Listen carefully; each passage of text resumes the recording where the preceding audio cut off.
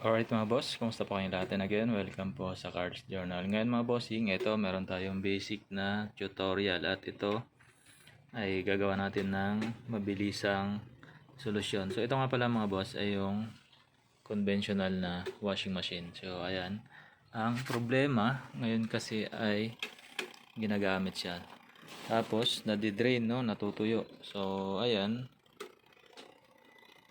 so naka normal wash pero nauubos yung laman ng ating washer. So ito, basic tips lang mga boss. Ayan. So ito yung tubig. So nadidrain yung tubig. So ang problema lang nito ay possible ay may dumi na dito sa ating drain valve. Ito. So gagawin lang natin, bubuksan natin ito. Titignan natin yung kanyang rubber. So malamang ito ay barado or marumi. Yung mga dumi sa pag nagwa-wash tayo ay dito na pupunta, no, pag nag-drain.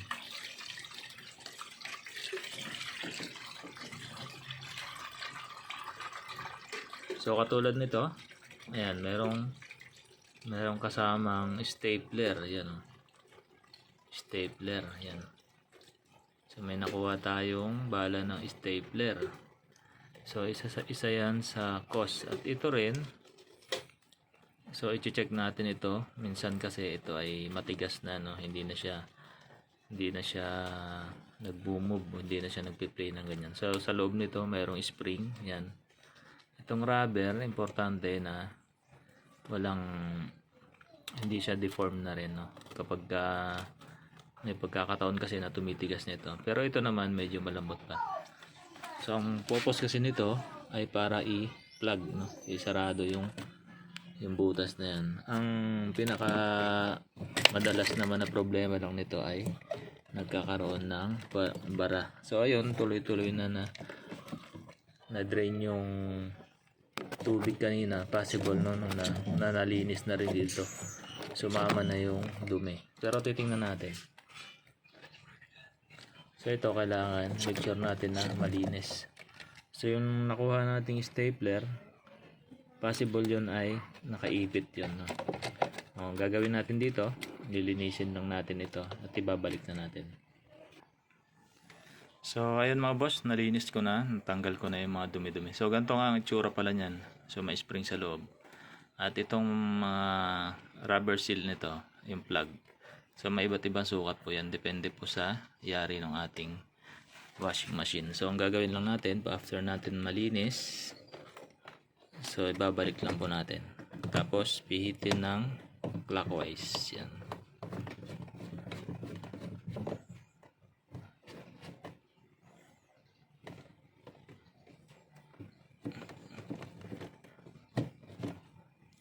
So ngayon mga boss ay tetestingin na natin. Lalagyan natin ng tubig.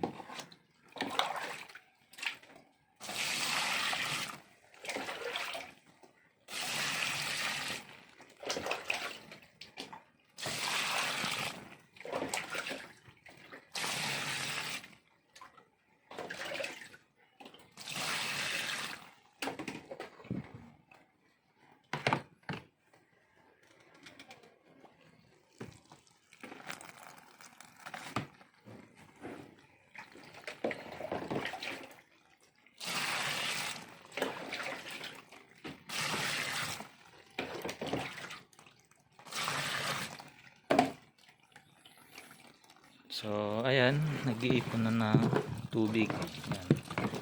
Lumataas na yung level ng tubig.